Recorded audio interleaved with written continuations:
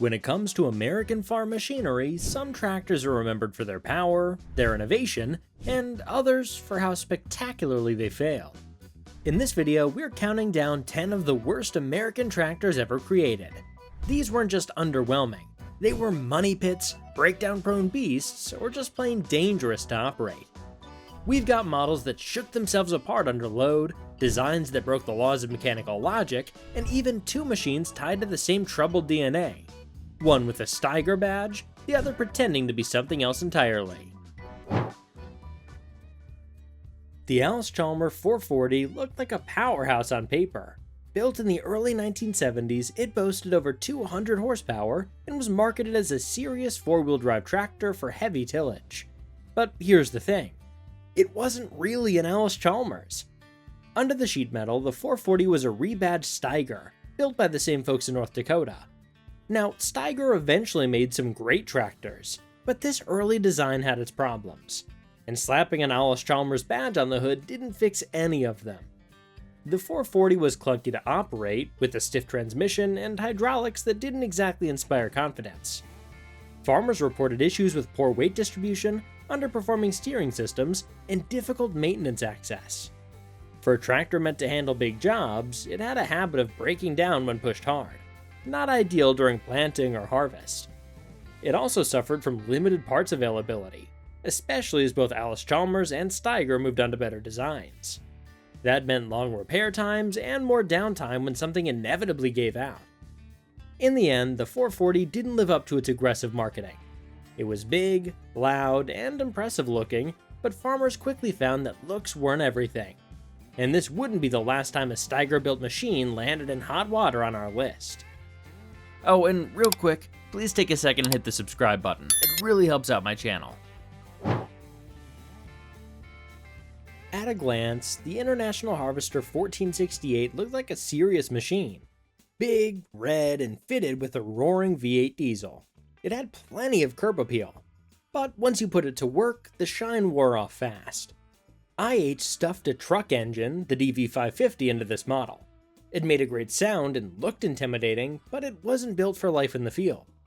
These V8s were designed to cruise at high RPMs, not lug heavy implements all day at a slow crawl. The result? Overheating, poor torque, and fuel bills that made your head spin. And if something broke, which happened more often than it should have, the engine bay was tight, parts were hard to find, and repairs weren't cheap. Some mechanics even refused to work on them unless you brought a second one for parts. To make matters worse, the 1468 didn't even outperform its smaller sibling, the 1066. It just made more noise doing the same work. Farmers started asking themselves why they paid more for less. One guy I knew said it best. It sounded like a race car, but farmed like a lawn chair. In the end, the 1468 was all flash and very little function. It might still turn heads at a tractor show today, but back when it was earning its keep, it just didn't live up to the hype. Now, this one might raise some eyebrows. The John Deere 4010 is a legend in a lot of circles. It introduced Deere's new generation of power in 1960 and helped kick off the modern era of farming. But here's the catch. The early diesel models had some serious problems under the hood. One of the biggest issues was the injector pump. It was prone to failure, sometimes suddenly, and when it went, you weren't just done for the day. You were staring at an expensive repair that could put the whole tractor out of commission for a while. Rear-end transmission troubles also cropped up, especially when folks pushed the machine hard. Back in the day, some farmers called these early 4010s shop queens, because that's where they spent most of their time. Now, to be fair, Deere fixed a lot of the problems mid-run. Later versions were much more reliable, and the 4020 that followed became one of the most respected tractors of all time. But for those who bought in early, it was a rocky start. You'll still hear folks today talk about how the 4010 changed everything, and it did. But if you got one of those early diesels, you probably remember it for the breakdowns just as much as the breakthroughs. The K970 Agri King had a name that promised royalty, but what farmers got was more of a headache than a crown. It came out in the early 70s, looking sharp with that squared-off cab and modern styling. But once you started putting it to work, the problems started stacking up. One of the main issues was the transmission. The power shift system was supposed to give you smooth, clutchless gear changes. In practice, it was jerky, unreliable, and expensive to fix when it failed, which it often did. PTO clutch issues were also common, especially under load. You'd engage the PTO and get nothing but slippage, or worse, a full-on mechanical failure. Then there was the electrical system, a weak link in an otherwise rugged chassis. Faulty wiring and electrical gremlins plagued these tractors from the factory floor, causing everything from starter issues to dash malfunctions. It's the kind of stuff that keeps you up at night during harvest season.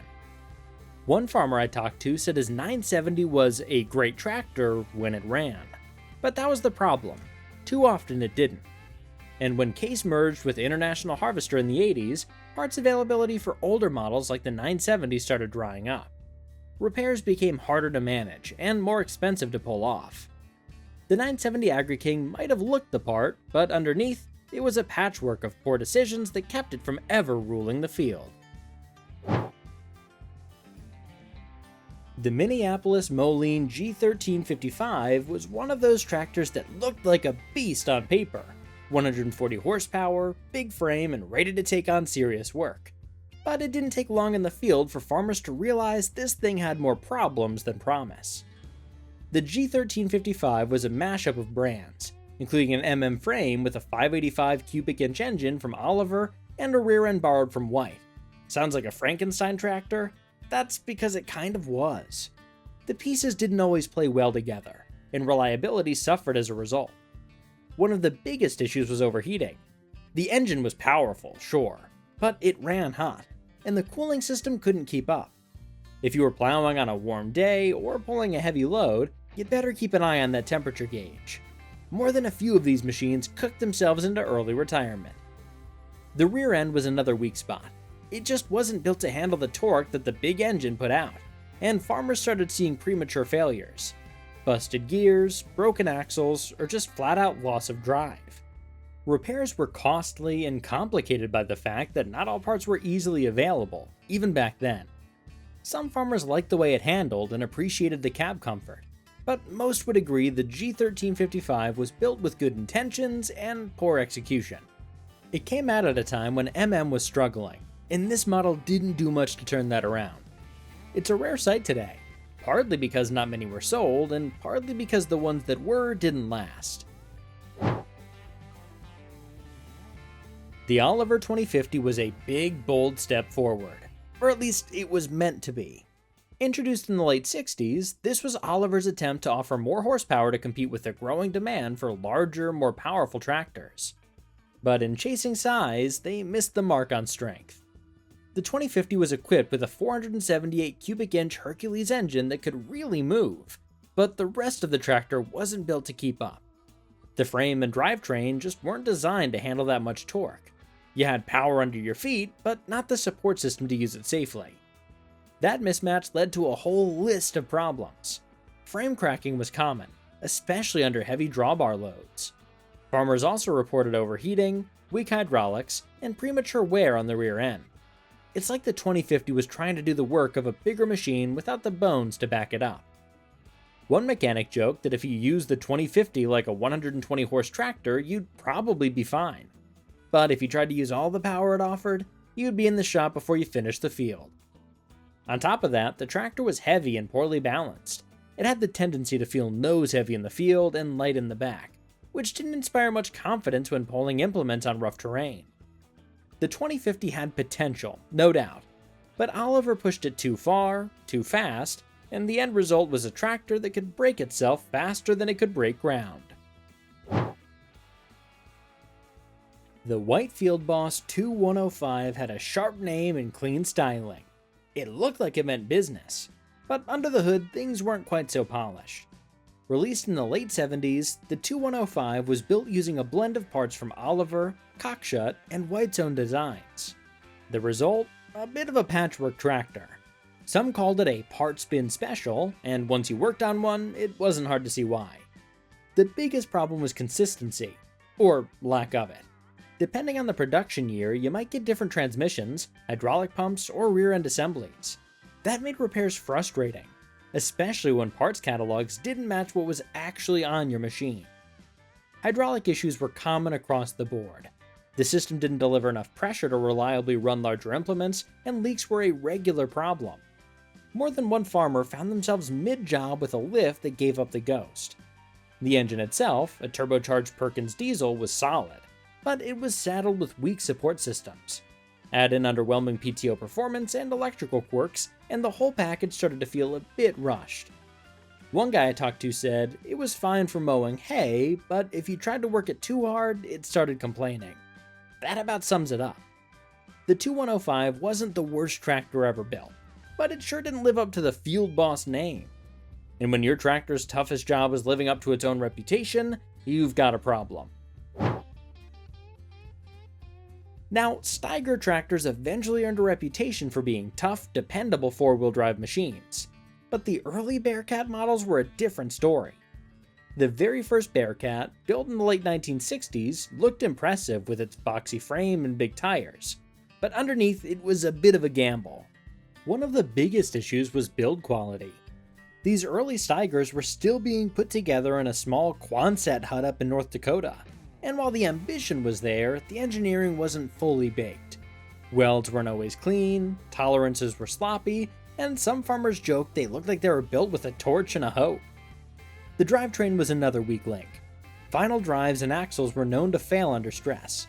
And when you're marketing a four-wheel drive machine for heavy-duty field work, that's not a good look. Steering could also be unpredictable, especially under load, and the operator comfort was just about non-existent. Think bare metal, noisy cab, and no real suspension to speak of. One farmer said driving his early Bearcat felt like sitting on a washing machine full of bricks. The Bearcat improved in later years, no question, but these early models had so many bugs that they scared off more than a few buyers. Parts availability was spotty and service manuals were hit or miss, making repairs more of an art than a science. In the end, the Bearcat 1 had potential, but it hit the market before it was ready. For some folks, it was their first taste of four-wheel drive power. For others, it was just their first taste of regret. The Farmall Super MTA was supposed to be the crown jewel of the M series, and in some ways it was. Live hydraulics, live PTO, and that signature torque amplifier made it look like a modern upgrade to a classic design. But under the hood, it had some growing pains that kept it from living up to the hype. The torque amplifier, or TA as most folks call it, was the main selling point. It allowed for on-the-go gear changes and more flexibility under load. But in practice, it was also one of the Super MTA's biggest liabilities. The TA unit was prone to failure, especially if it wasn't used exactly right. Riding it too long or shifting under the wrong conditions could wear it out fast, and repairs weren't cheap. Another issue was parts compatibility. Even though it looked a lot like the Super M, many of the internals were different. That meant mechanics couldn't always rely on parts from older models, which made repairs more frustrating for folks who were used to working on M's in their own shop. And of course, plenty of these came with the narrow front end setup, the tricycle style configuration that made tight row crop turns easier. But while it looked sharp on level ground, it made the tractor feel downright risky on uneven terrain or hillsides. A quick turn or soft shoulder, and you were suddenly tipping further than you'd like. It gave the Super MTA a reputation for being a little twitchy in less than ideal conditions. One old-timer told me he parked his Super MTA after 3 TA rebuilds and went back to his Super H. Said at least that one didn't surprise him every season. It's still a collectible tractor today, and plenty of folks love it. But back when it was just another tool in the shed, the Super MTA left more than a few farmers disappointed. The Ford TW20 was supposed to be a heavy hitter. Released in the late 70s, it packed over 120 horsepower, came with a roomy cab, and looked like Ford's answer to the growing demand for bigger, more capable row crop tractors. But for all its promise, the TW20 turned out to be a problem child. One of the biggest complaints was the PTO clutch. It was weak, especially when used with heavier implements. Failures were common, and replacing the PTO wasn't just expensive, it was a major job that often sidelined the machine for days. Not what you want in the middle of a busy season. The transmission also left a lot to be desired. Early versions had sync issues, making gear changes clunky and unreliable. operators found themselves grinding gears or getting stuck in neutral, which quickly turned routine work into a real chore. On top of that, the ride quality was stiff and the turning radius was wider than it should have been for a row crop tractor, not ideal for tight headlands. Electrical problems were another frequent complaint. From faulty wiring in the dash to weak alternators, the TW20 earned a reputation for draining batteries and dimming lights when you needed them most. One farmer I knew said the TW20 was a great tractor, as long as you didn't turn it on. The TW series improved in later models, but the TW20 never quite escaped its early reputation. For a machine that was supposed to represent Ford's step into the big leagues, it ended up being remembered more for its breakdowns than its performance.